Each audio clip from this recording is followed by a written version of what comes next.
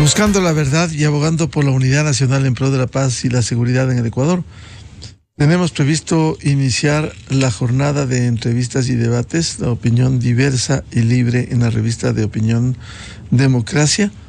Un tema de coyuntura, un tema de primera página en todos los medios de comunicación, al menos del continente, el inicio de la Copa América, en donde participa obviamente el Ecuador, y que ayer arrancara con el choque inicial entre Argentina y Canadá. El campeón derrotó 2-0 a Canadá. Está previsto este sábado en la tarde el debut del Ecuador y se espera una gran actuación de la selección ecuatoriana de fútbol, que precisamente en dos grandes temas nos hemos unido en el Ecuador. Alrededor de la selección ecuatoriana de fútbol, en donde no hay esa confrontación política que vivimos en el Ecuador, y peor, esa polarización de los últimos 15 años. En deportes hay adversarios, en deportes hay la unión de los ecuatorianos, como también fuera cuando tuvimos el conflicto secular con el Perú, y que nos unimos también alrededor de eso, conflicto, el último en el CENEPA, el 95, y luego la firma del acuerdo de paz en octubre del 98. Bien, queremos dar la bienvenida. Hoy hemos invitado para hablar de la Copa América al arquitecto Fernando Carrión y también a Pablo Samaniego. Queremos saludar a Fernando. Fernando también es uno de los seguidores del fútbol, ha escrito, nos hemos ilustrado con sus investigaciones. ¿Cómo ve este panorama? Argentina debutó ayer 2-0 a Canadá, y ¿cómo ve la participación? ¿Qué expectativa debiera haber con la selección ecuatoriana de fútbol? Fernando, buen día. Buenos días, Miguel. Un saludo a Pablo y obviamente a toda la audiencia. Sí, esta es una Copa América bastante particular, porque no se juega dentro del ámbito tradicional, que es Sudamérica. Pero ahora efectivamente se ha hecho una Copa América porque están presentes países de las tres Américas. Y se hace en los Estados Unidos. A los 10 países de la CONMEBOL se han sumado los 3 de Norteamérica, Canadá, Estados Unidos y México, más 2 de Centroamérica y uno del Caribe, de tal manera que uno puede decir que esta sí efectivamente es una Copa América. Son cuatro series de 4 equipos cada uno, son 16 equipos. Y ayer precisamente se empezó esto en los Estados Unidos, que hoy día es sin duda el epicentro mundial del fútbol, porque ahora tenemos la Copa América, luego vamos a tener la Copa Mundial, que se va a realizar en 3 países, que es una cosa inédita, en Canadá, en Estados Unidos y en México. La fase de grupos se hará en México y en Canadá, y luego todo el resto. Quizás por tu apunte, Fernando, hoy en 3 países, en el caso a nivel mundial, sí hubo, recordarás, Corea-Japón 2002. No, de 2 países sí ha habido, de 2 países sí ha habido. Hoy de 3, ¿no? En este caso hay 3, y ahora se está hablando del siguiente mundial, que incluso se haría en varios continentes, lo cual sería una cosa impresionante. Y el siguiente mundial que se va a hacer en los Estados Unidos es el Mundial de Clubes, que es el primero que se va a hacer bajo esta nueva modalidad, y se hará también en los Estados Unidos. Ayer estaba leyendo justamente un artículo en El País, donde señalaban que ya en los Estados Unidos ya no dicen soccer, sino dicen directamente fútbol. Y yo creo que esto es parte del proceso de la geopolítica del fútbol, porque nosotros ya tuvimos un mundial en Qatar, donde, bueno, está gran parte de los recursos económicos del fútbol, y ahora se va a los Estados Unidos, cosa que, Miguel, a mí no me extrañaría que un próximo mundial pueda realizarse en China. Bueno, allí quizás no necesitan otro país, sino con lo grande que es China. Pero en el caso, ¿cómo ve las posibilidades, las expectativas en esta Copa América? No, yo creo que el Ecuador llega relativamente bien. Los resultados que nosotros hemos tenido en las Copas Américas no han sido buenos. Quizás en el único que nos fue relativamente bien es cuando organizamos aquí en el Ecuador. Pero el resto más bien han sido fracasos. La impresión que yo tengo es que el equipo nuestro, nuestra selección, hoy día llega con jugadores que están en las mejores ligas, en los mejores equipos del mundo y con una característica interesante, son jóvenes. Estaba revisando la edad y son 25 años de promedio, donde los que jalan hacia arriba, llamemos así, son tres, cuatro jugadores, el caso de Dida Domínguez, Mena, Valencia, y el resto son muy jóvenes. Y esto nos da que pensar del fútbol ecuatoriano en términos internacionales por un largo periodo. Entonces yo creo que llegamos bien. El grupo que nos toca no es fácil, porque no hay ningún grupo fácil, pero creo que podríamos llegar. Está México, está Venezuela, nosotros y Jamaica. Y entonces yo creo que al menos pasaríamos la fase de grupos. Bienvenido a Pablo Samaniego. Le saludamos y le decimos, ¿cómo ve el desarrollo, el inicio de esta Copa América y cómo ve el nivel, cómo ve las expectativas para el Ecuador? Pablo, buen día. Buen día, Miguel. Buen día, Fernando. Sí, coincido con lo que decía Fernando. A ver, el Ecuador está en una fase de ascenso luego de haber tenido una caída muy grande, ¿no es cierto? Luego de las primeras participaciones en los mundiales, digamos, de estar en el ranking de la FIFA alrededor del puesto 70.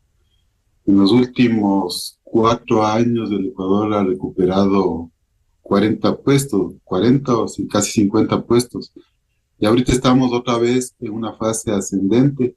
Y esa fase ascendente se corresponde, o sea, la descendente y la ascendente se corresponden con el cambio del equipo, es decir, la renovación, que siempre es dolorosa, ¿no? O sea, hay pocas selecciones que logran pasar la renovación de sus equipos sin que influya en sus resultados. Entonces ahora tenemos una fase ascendente importante que ojalá sea aprovechada.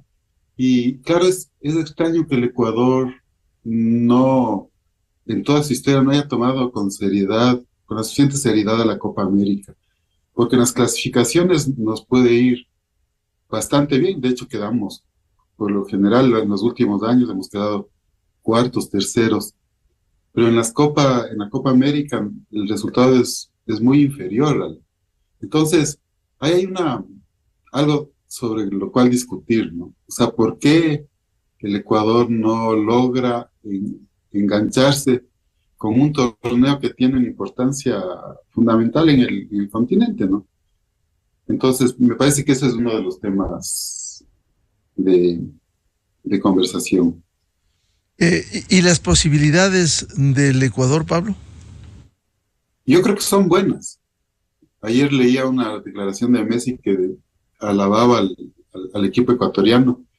Y yo creo que son buenas. Lo que a mí no me llega a encantar es no sé si el estilo de fútbol del técnico que tenemos actualmente es el mejor, o sea, el estilo y la estrategia son las mejores para ese equipo del Ecuador. Eso es lo único, pero en términos de capacidades de los jugadores, yo creo que tenemos una alta capacidad que puede ser comparable con la primera selección con la que clasificamos a los mundiales, ¿no? Que era una selección de las mejores que hemos tenido. A ver, arquitecto Fernando Carrión, una evaluación del técnico. Hemos escuchado, hemos leído comentarios deportivos que el Ecuador tiene una muy buena plantilla de jugadores con gran experiencia más allá de su juventud, Pero tiene un técnico que no cuadraría con esa calidad de equipo que tiene. ¿Cómo evaluaría al técnico del Ecuador? A ver, uno podría tener quizás dos entradas. Una primera, evaluar al técnico por la cuestión absolutamente pragmática que hoy día existe en el fútbol, que es la cantidad de puntos logrados. Y si nosotros vemos eso, la verdad es que está muy bien. En las eliminatorias, pues lo que él ha hecho es francamente importante, porque además empezamos con 3 puntos menos. Y estamos bien. Y el balance es positivo en términos de porcentajes. Lo segundo es ya la parte pues que va con la retina, digamos así, de los aficionados. Es decir, si nos gusta cómo está jugando. Y ahí yo coincido con Pablo también. Es un técnico mucho más defensivo. Si nosotros vemos la convocatoria que hizo hoy día para la Copa América, pues la debilidad en la parte de arriba es brutal. Ahí por lo menos había un par de jugadores que se han venido planteando que deberían estar. El uno Estrada de Liga y el otro Campana del Inter de Miami, que juega con Messi. Y bueno, Sánchez Vaz se fue por lo que ha venido convocando. Entonces ahí hay una tendencia. Ahora, lo que sí es cierto es que hay un equipo en el fútbol ecuatoriano que es el que más aporta. Y este es el caso del Independiente del Valle, que a mí me parece que llegó al fútbol ecuatoriano para producir una revolución, yo lo calificaría así, pero impresionante. Es un equipo que no tiene taquilla, pero que es el único equipo que tiene resueltos los problemas económicos, incluso con superávit y de largo. Lo que está haciendo es poniendo jugadores en la selección. Y esto, por los otros equipos, ha sido mal visto, cuando lo que habría que haber hecho es una buena evaluación y ver si es que ese modelo que tiene el Independiente es bueno justamente para incorporar a estos futbolistas. Y entonces ahí se le achaca al entrenador, al presidente de la federación, etcétera, como las personas que están convocando solo jugadores de un equipo. Pero yo creo que aquí lo que hay que hacer es reconocer lo que ha hecho el Independiente, que a mí me parece que es francamente impresionante. Es decir, estos resultados reflejan la conducción del equipo, pero ahora va a otra dimensión. Con otro esquema de calendario. ¿Cómo ve Fernando Carrión el grupo que le ha correspondido al Ecuador? No, a mí me parece factible. Está México, que sin duda es una muy buena selección, pero en este último tiempo ha bajado. Y yo creo que aquí también deberíamos hacer un análisis del por qué ha bajado México. Y bajó básicamente por la cantidad de extranjeros que tiene. Y cuando digo tenemos que ver eso acá, es porque el Ecuador también ha creado la presencia de 8 extranjeros. Entonces hay un equipo en el Ecuador, por ejemplo, que tiene 8 extranjeros y tiene dos nacionalizados. Le queda un cupo para un ecuatoriano. Y esto, a lo que ha conducido, a mi manera de ver, Miguel, es que los jugadores extranjeros llegan para los puestos claves, como son, qué sé yo, arquero, entonces ya tenemos un nacionalizado ahí, tenemos back centros, volantes y centro delantero, claro. Y centros delanteros. Entonces, por ejemplo, hoy día ya no tenemos centros delanteros. ¿Por qué? Porque traemos eso desde afuera. Entonces, México está bien, pero tiene este problema y ha bajado. El caso de Jamaica, bueno, yo creo que sin duda es un nivel mucho más bajo. Y está el caso de Venezuela, que más bien está viviendo un auge, un crecimiento de lo que hemos visto en las eliminatorias. Está muy bien ubicado y el fútbol es un fútbol muy novedoso, con futbolistas también que están jugando en el fútbol mundial, y los aportes que está haciendo Venezuela es interesante. Hoy día ya no podemos decir que es la cenicienta del fútbol latinoamericano. Hoy día tiene ya partidos, le ha ganado a Brasil, por ejemplo. Entonces, yo creo que es una cosa distinta. Ese es el grupo que nosotros tenemos: México, Venezuela, Jamaica y Ecuador. Pero creo que ahí pues podremos tener una clasificación. ¿Cómo ve Pablo Samaniego el grupo que le ha correspondido al Ecuador y que debuta precisamente Ecuador este sábado? Sí, o sea, yo no veo, o sea, históricamente hemos tenido un problema con México, ¿no es cierto? Ha sido muy difícil ganarle a la selección mexicana. Esperemos que sí, con el descenso que tiene la calidad de la selección mexicana podamos avanzar. Sí, coincido, no creo que el caso de Jamaica sea importante, una preocupación para el Ecuador. Y Venezuela, vamos, sí, en la Copa América, en las clasificatorias al Mundial, Venezuela tiene un equipo que a mí me gusta mucho, sobre todo por la entrega y la actitud que tienen los jugadores hacia su selección. O sea, es una selección que no descansa nunca, ¿no? Que están luchando cada bola a muerte.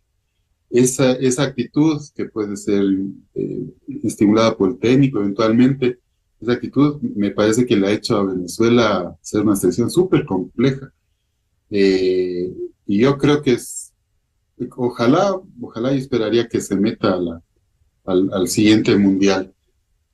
Luego, claro, el Ecuador ahorita está pasando un momento en general positivo, ¿no? O sea, tenemos el último triunfo de la Liga en la Copa Sudamericana, tenemos las clasificaciones continuas de los equipos ecuatorianos a las etapas finales de las copas sudamericanas. Entonces, el Ecuador ya no es un país que, como éramos antes, ¿no es cierto?, al que simplemente se sabía que clasificaría, que tendría unos equipos ahí que serían goleados y regresarían a casa. Ahora ya no sucede eso, ¿no? O sea, estamos continuamente continuamente en las fases finales, y ahí hay que reconocer el trabajo que ha hecho el Independiente del Valle, ¿no? Con una representación constante, aunque todavía no ha ganado, pero una representación constante en las competiciones y en las clasificaciones finales. Entonces, creo que el contexto ahorita general del fútbol ecuatoriano, pese a los problemas que tienen, ¿no? O sea, porque no hay cómo desconocer, pese a los problemas que no han sido resueltos desde hace años, eh, pese a eso, ha, ha logrado tener una buena participación a nivel de clubes, y eso se refleja de alguna manera en la selección de fútbol que tiene muchas fortalezas, y coincido con el Fernando, la debilidad desde adelante, ¿no? Creo que es la parte más compleja. Y el, resalta, Pablo, más el juego en conjunto o figuras individuales en el Ecuador. No, el juego conjunto. Aunque hay la figura de Caicedo, que es un monstruo, ¿no? O sea, no solo cuando se le ve jugar con la selección, sino con el Chelsea. O sea, realmente un jugador prodigioso. Y en cada línea hay un jugador que se destaca, no sé si Hincapié es otro, eh, pero sí me falta a mí, todavía no hemos logrado tener una versión moderna del Team Delgado, por ejemplo, adelante. Se nos fueron el Felipe Caicedo, que era un jugador con un juego de una fortaleza y de un desgaste para las defensas extraordinaria, ¿no? Era un jugador que no lucía, que no era de un juego vistoso, pero que hacía un trabajo fenomenal arriba. Esa parte me parece a mí que ahí tenemos una debilidad. Y sí creo que había que incorporar a otros jugadores ¿Cuáles, por ejemplo? como los que nombró Fernando, ¿no? Yo creo que esos dos son claves, porque están pasando además por un buen momento. A ver, Fernando, ¿un gran juego de equipo o resalta más las figuras individuales en la selección ecuatoriana? No, yo creo que el esquema que tiene Sánchez Vaz es un esquema bastante claro, a pesar de las innovaciones que está permanentemente planteando, que eso tampoco lo entendemos mucho, porque él hace los cambios en función bueno, de la situación en que están los futbolistas ecuatorianos, pero por otro lado, contra quién juega. Entonces hay mucha incertidumbre el momento en que salta a la cancha a jugar con cualquier equipo o selección. Pero también coincido con Pablo, me parece que hay figuras muy claras en cada uno de los puestos. Por ejemplo, en la defensa, sin duda, Hincapié y Pacho son extraordinarios, jugadores comparativos que se les puede comparar con cualquier jugador de cualquier selección del Ecuador de antaño. En el medio campo, yo creo que ahí también sale a flote el niño Moy, que ya cada vez es menos niño, porque ya creo que está en 23 años, pero de todas maneras tiene todo por delante. Y adelante sigue siendo nuestro goleador, el que está en el Valencia, el que está en Brasil. Entonces ahí tenemos una columna vertebral sobre la cual el equipo se construye. Pero no es suficiente con eso. Y entonces ahí vienen las discusiones que por qué no pone al jugador de mi equipo, que por qué no pone al jugador de mi equipo, etcétera. Y eso yo creo que le trae muchos problemas al entrenador, a la selección, etcétera. Pero yo creo que sí. Entonces hay una combinación de una estrategia, una táctica que tiene Sánchez Vázquez, básicamente defensiva. Esta combinación con jugadores de altísimo nivel que tenemos, que como señalaba, están jugando en los equipos más importantes del mundo. Claro, hay jugadores que brillan con luz propia y ese tal vez ha sido uno de los aciertos en los equipos ecuatorianos de exportar esos jugadores que están en grandes equipos, especialmente en Europa, Fernando. Sí, claro, pero eso nos trae algunas debilidades también. Si nosotros vemos los 11 jugadores titulares, por ahí probablemente uno o dos estarán jugando aquí en el Ecuador, el resto están jugando afuera. Entonces, por ejemplo, cuando jugamos las eliminatorias, que esa es una cosa distinta a la Copa América, jugamos en la altura. Y entonces los que están afuera ya sufren los estragos de la altura, con una diferencia frente a lo de los otros equipos o de las otras selecciones, que ellos al problema físico de la altura le suman el tema psicológico. En el caso de nuestros jugadores, como ya han vivido el fútbol en la altura, ya no tienen ese problema psicológico y saben más o menos cómo moverse. Entonces, eso nos ayuda. Y yo creo que esa sí es una diferencia sustancial entre las Copas Américas y las eliminatorias, las clasificaciones a los mundiales. Porque la Copa América se hace por grupos, las eliminatorias se hace todos contra todos, y aquí se juega básicamente en Quito. Entonces nosotros sacamos ese provecho, cosa que no ocurre en la Copa América, que generalmente se juega a nivel del mar o muy cerca al nivel del mar. Y entonces ahí no somos tan fuertes. Pero yo creo que ahora llegamos a los Estados Unidos a jugar a ese nivel, pero con jugadores que tienen ya una experiencia y una realidad a ese mismo nivel del fútbol y a ese mismo nivel de la geografía. Entonces yo creo que la cosa es distinta. Pablo Samaniego, ¿cuánto ha permitido al Ecuador este gran roce internacional de equipos como Independiente del Valle, que exporta anualmente a grandes jugadores y que están en grandes equipos del mundo? O sea, eso tiene, o sea, obviamente es positivo, ¿no? Y es positivo, pero con una restricción que depende a qué liga se vayan los ecuatorianos. Porque hay ligas que son mejores que otras ligas que desarrollan las capacidades de los jugadores mucho más de lo que tenían cuando se fueron. Por ejemplo, las ligas europeas, ¿no es cierto? Tienen unos niveles técnicos altísimos y se nota, ¿no es cierto? Un jugador del Ecuador que se ha ido a jugar a Europa va incrementando su capacidad técnica.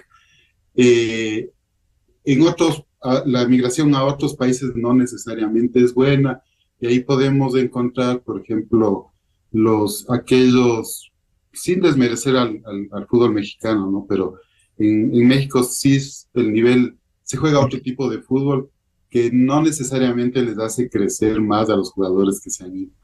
Entonces, hay casos en los que algunos jugadores se estancan, ¿no? Definitivamente se estancan en un tipo de juego, claro, dependiendo además del club que les haya contratado.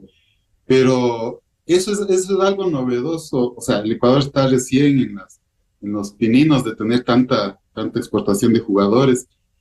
Por esos procesos ya han pasado Brasil, Argentina, hace décadas, ¿no? Y sí, o sea, hay un efecto inicial sobre el fútbol local, que es que el fútbol local se puede ver afectado.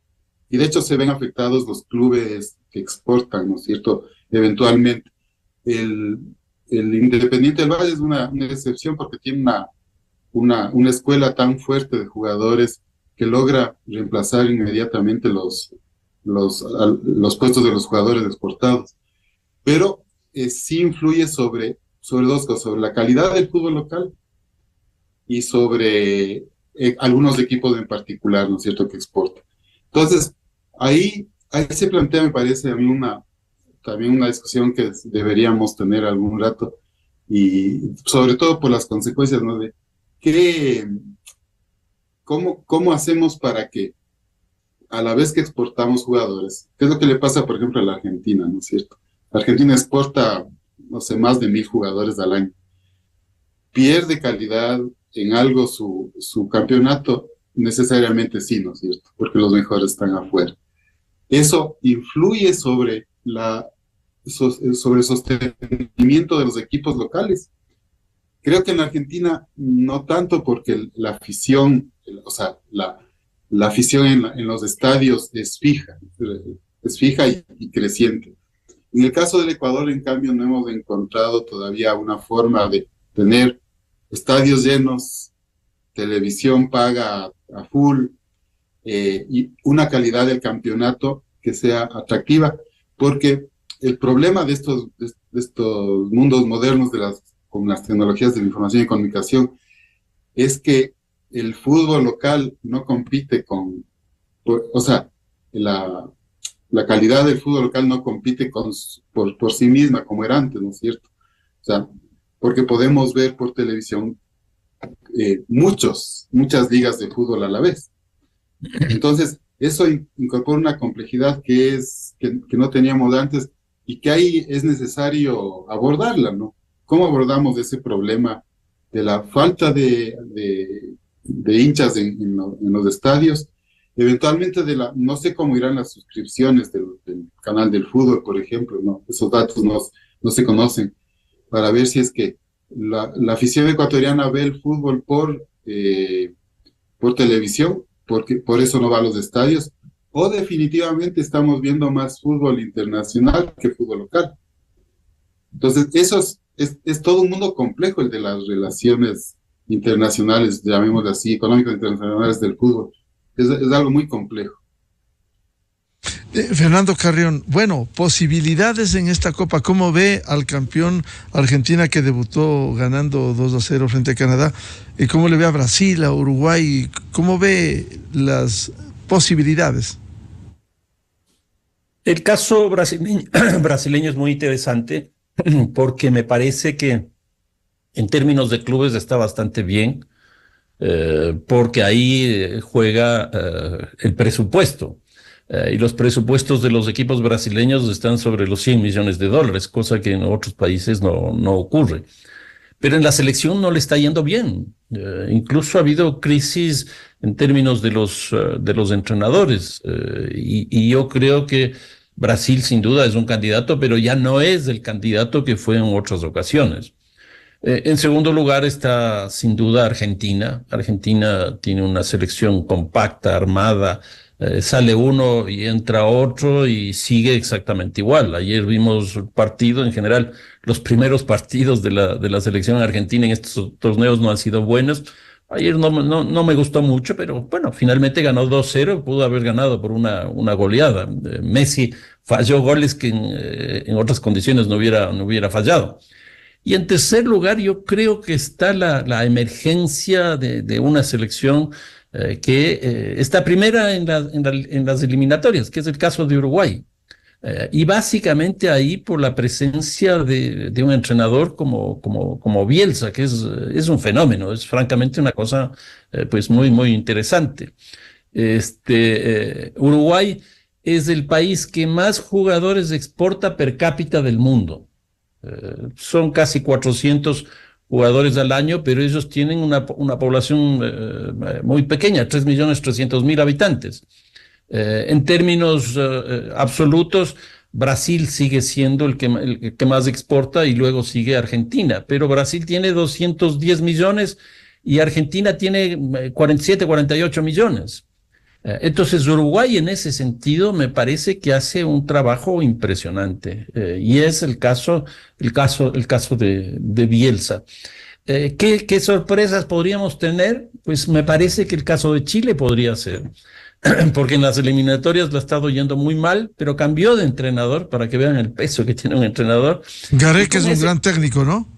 Sin duda, sin duda. Y entonces cambia de entrenador, entra Gareca y empieza a tener resultados francamente interesantes. La goleada que le mete México es una locura. Entonces, por ahí podríamos tener una sorpresa porque Chile ya ha sido campeón de la Copa América. Y yo creo que hasta ahí llegamos. ¿Y Colombia no tiene posibilidades? También está con un buen Colombia equipo. ha mejorado mucho. Colombia ha mejorado mucho, tanto en las eliminatorias como en estos partidos amistosos. Sí, podría ser también algo a destacarse, pero hasta ahí llegaríamos. Es decir, de los 16, yo creo que 4 o 5 son los que estarán peleando por la primacía de este torneo. ¿Y Ecuador, Fernando, no podría incluirse allí? Difícil me parece. Yo creo que ya sería un gran mérito pasar la fase de grupos, porque eso no habíamos logrado fuera del territorio ecuatoriano. Yo creo que sí, pero cuando uno compara con Argentina, las figuras que están, con el fútbol uruguayo que estamos teniendo, el propio brasileño, etcétera, con la experiencia que hay, pues la cosa cambia. Pero si nosotros pasamos la fase de grupos, yo creo que estaríamos bien. Ahora aquí lo que se ha planteado es que si el Ecuador no logra hacer eso, tendríamos que cambiar de entrenador.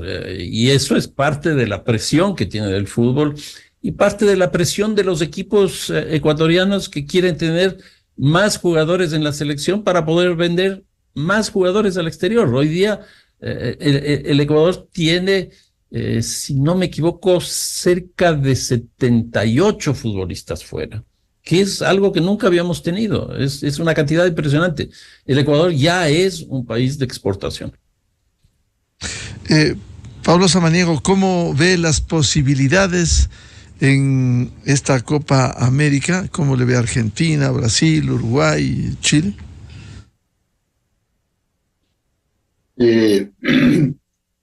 A ver, claro, no sé cuándo Brasil logrará articular o un técnico brasilero logrará articular un equipo, o sea, tiene un equipo poderosísimo en Brasil, pero no sabe, hay obviamente una falta de dirección, que debe ser muy complejo dirigir, ¿no es cierto?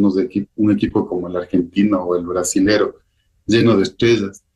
Que es un poco lo que le pasa a la Francia con Mbappé, ¿no es cierto? Mbappé es ¿cómo se llama? El técnico, no sé si es el principal o el suplente, pero es casi técnico.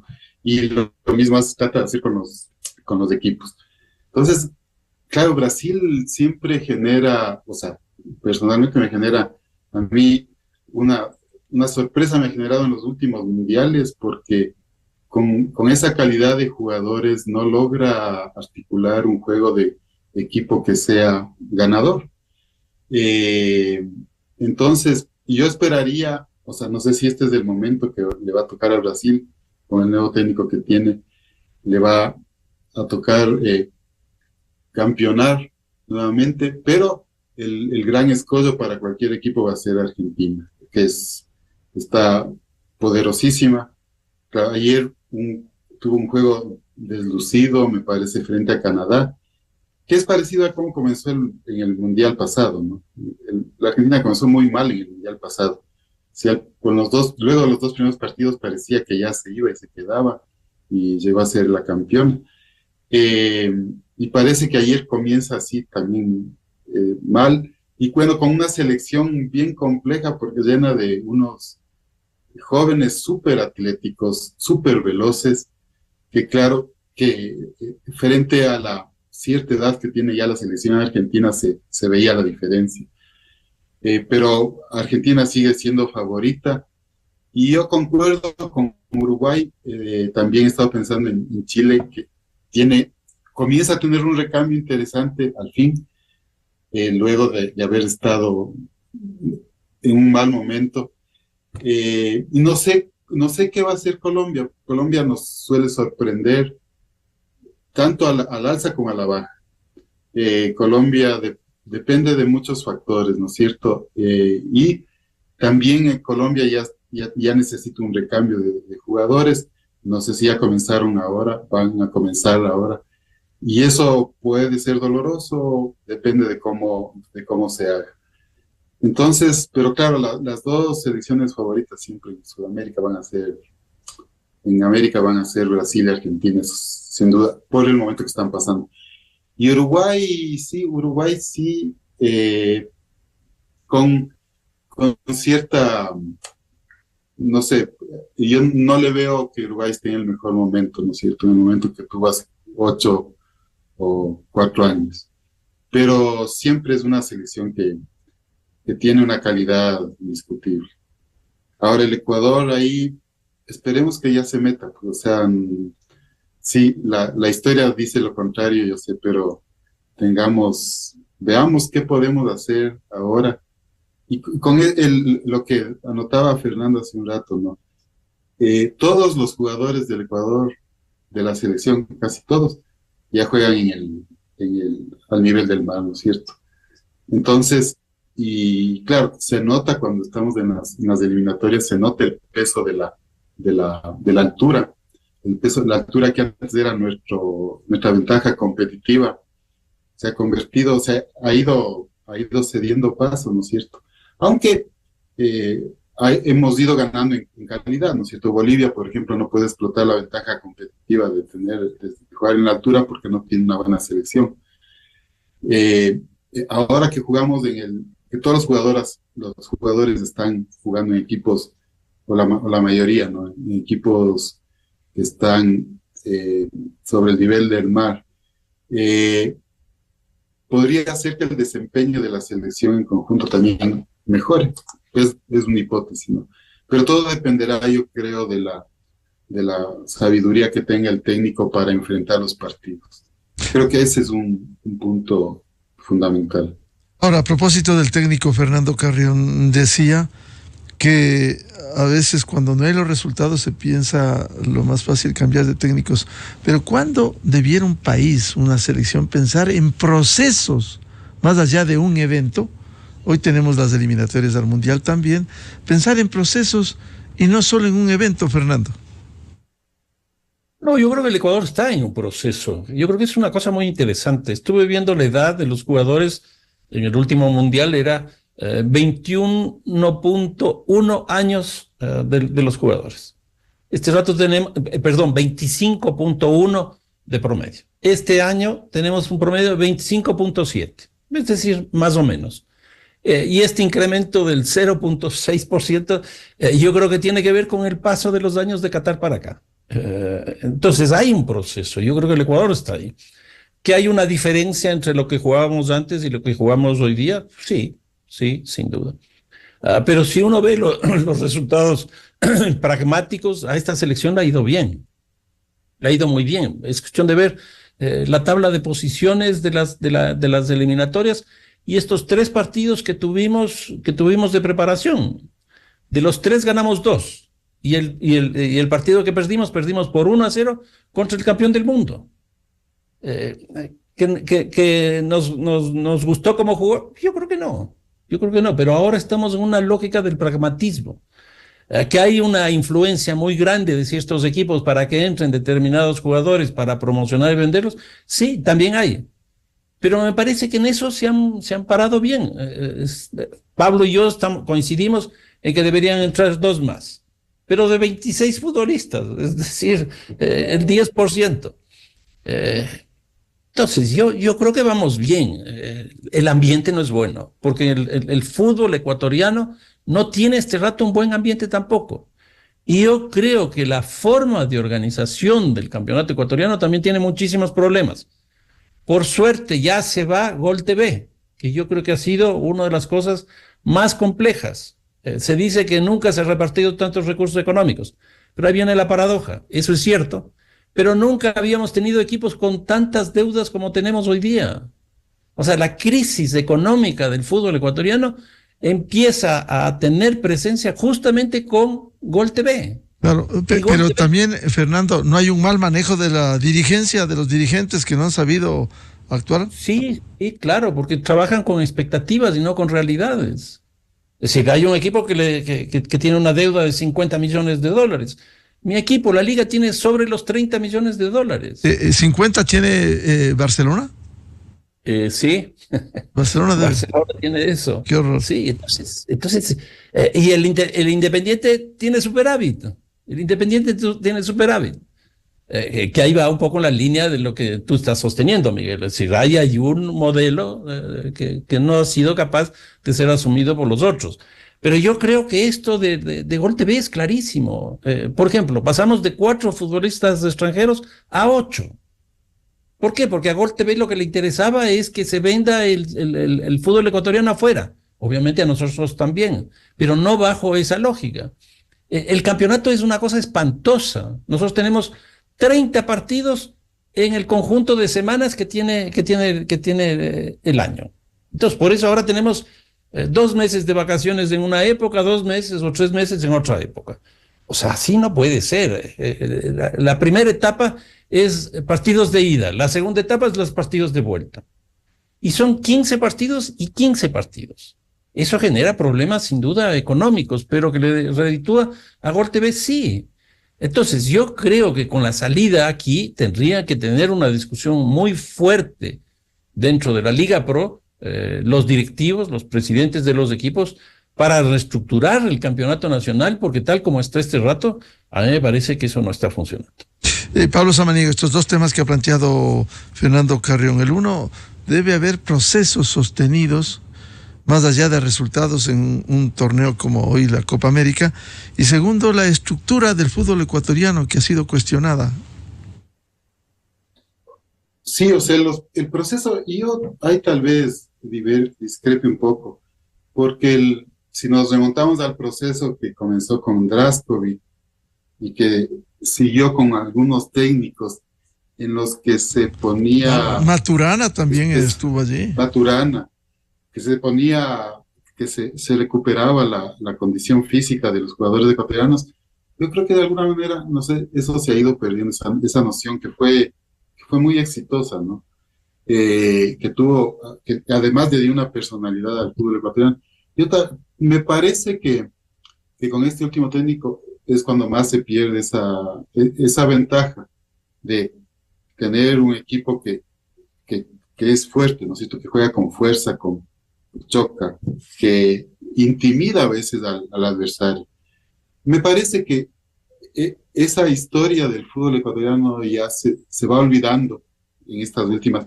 Puede ser que eso sea una evolución natural, no sé, eso es lo que habría que discutir, pero sí se va perdiendo esa característica que fue inicial. No sé si habría que reflexionar más sobre por dónde nos vamos, ¿no es cierto? ¿Por qué estilo de fútbol nos vamos? Esa es una cosa. Y por el otro lado, sí, yo desde el primer momento cuando se firmó el contrato con Gol TV, yo tenía una observación fundamental, que es anterior incluso a la firma del contrato con Gol TV, que me parece que la relación entre medios y la selección y el campeonato nacional de fútbol no ha sido adecuada en términos de la exposición propia del fútbol. Antes nosotros no teníamos un conjunto de programas de comentarios de fútbol en los que nosotros podíamos ver los resúmenes de los partidos y los goles. Podíamos conocer qué estaba pasando con cada uno de los equipos. ¿Qué es lo que se hizo desde hace, no me acuerdo, son más de 15 años? se comenzó a restringir el uso de las imágenes, el uso de absolutamente todo. Es decir, hay un proceso, esto en economía se podría llamar similar a la tragedia de los comunes, ¿no es cierto? Es decir, un bien común que deberían ser los goles anotados, las jugadas de gol, para que todo el mundo pueda comentar y todo el mundo pueda estar atento al campeonato. Ese tipo de programas se fueron perdiendo porque se fue monopolizando el uso de las imágenes. Entonces, me parece que para la contratación de una nueva empresa que transmita el fútbol, deberíamos comenzar por pensar de qué manera enganchamos bien a los hinchas con el fútbol. Necesitamos, para enganchar a los hinchas con el fútbol, tener más imágenes, ¿no es cierto?, que sean expuestas por todos los medios. Yo creo que esa es la manera de que nosotros todos podamos ver el fútbol con el programa que nosotros elijamos, ¿no es cierto?, ya sea televisión, de televisión, de YouTube o de lo que sea, ¿no es cierto?, pero teniendo acceso al juego. Entonces, yo creo que hay unos mínimos que hay que respetar, y esos mínimos tienen que ver con la relación que queremos que se establezca entre el campeonato de fútbol y la afición. Y no podemos privilegiar los intereses de una empresa, ¿no es cierto?, de la empresa que va a transmitir, por sobre el resto de elementos que deben constituir la institución que se llama fútbol, ¿no es cierto?, que contempla tanto a los jugadores, a los medios, a los aficionados, a los clubes, a los dirigentes. O sea, es un mundo. Entonces, ahí debemos encontrar un justo equilibrio. Me parece que hemos estado en los últimos años desequilibrados en ese aspecto. Para concluir, Fernando Carrión, expectativas de esta noche, 19 horas Perú-Chile, y este sábado 17 horas Ecuador-Venezuela. Sí, el partido de hoy de Perú y Chile es un partido interesante porque hay las disputas respecto del entrenador, del entrenador que está ahora en Chile, porque incluso tuvo tanta fuerza en el Perú su presencia, su carisma, sus resultados, etcétera, que apenas se fue a Chile, lo calificaron de traidor.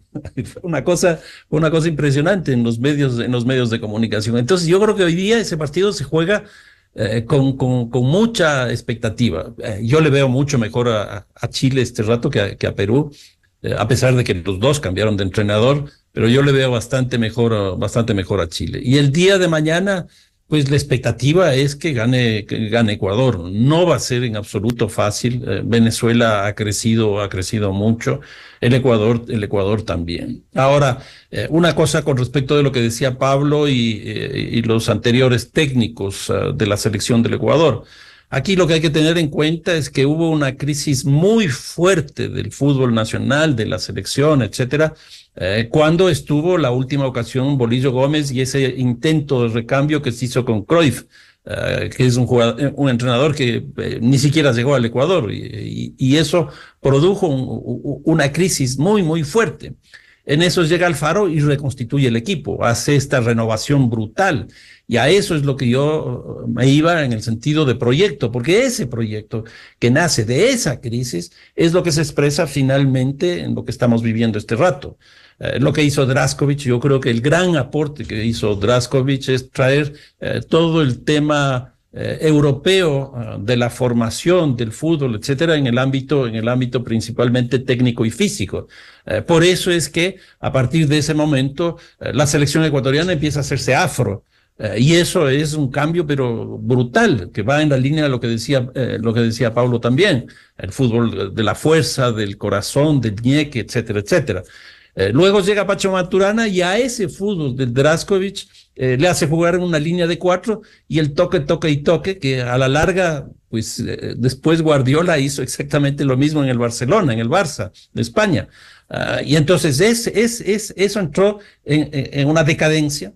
Y en esta crisis con el propio Bolillo, que se pretendió que se mantenga la línea colombiana, pero no fue posible, y luego la venida de Cruyff, que ya fue francamente lo peor, y de eso estamos saliendo. Claro, en el interín también Luis Fernando Suárez, colombiano, con el que fuimos al Mundial de Alemania 2006. Pablo Samaniego, su proyección esta noche, Perú, Chile y mañana Ecuador, Venezuela. Bueno, como en el fútbol no hay que hacer proyecciones sin el corazón, entonces yo le apuesto a Chile ahora. Me gusta más la selección chilena y me gusta a mí mucho el técnico, ¿no? Me parece que el técnico hizo una labor, cuando estaba con el Perú, hizo una labor extraordinaria. Me gusta mucho ese técnico y yo le apuesto a Chile. Y claro, el partido del Ecuador con Venezuela va a ser durísimo. Aspiro a que le ganemos igual, pero va a ser súper duro. Vamos a sufrir montones. Eso sí. Eso estoy seguro, es el único problema. Entonces, a sufrir este sábado, Fernando, ¿no es cierto? 5 de la tarde este sábado, ¿no? Hay que estar pendientes. Sí, el fútbol es eso, el fútbol es sufrimiento. Ya. Pero ese es un sufrimiento creativo, interesante, rico, porque a la larga es una lógica de intención. Distendidos de los problemas políticos, económicos, urbanísticos y todo eso, ¿no? De esos problemas intrascendentes. Así es.